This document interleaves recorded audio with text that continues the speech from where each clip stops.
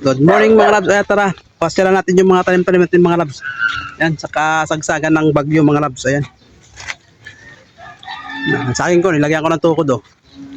Medyo tumagilid na. Ito na yung nangyari sa mga taniman ko mga labs oh. Ayan, naging ilog na siya. Kaya madali ako na kanalan yan mga labs. Ayan oh.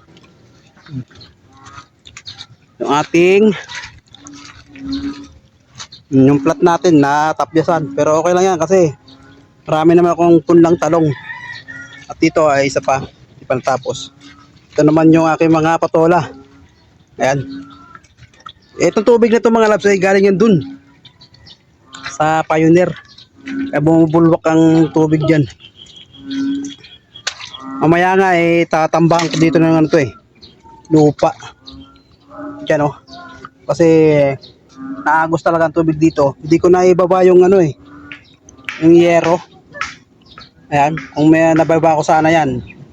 Ay, hindi ko lang alam kung saan dadaan ang tubig. Ayan muna mga labs.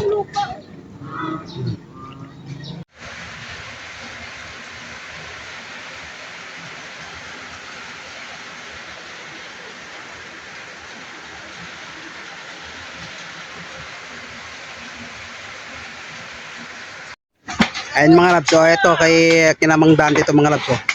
Gumawa na rin sila ng ano nila dito kasi para in case na tumaas talaga ang tubig doon sa ilog ay meron silang mapaglagyan ng mga gamit nila dito mga labs. Ayan o. Ayan.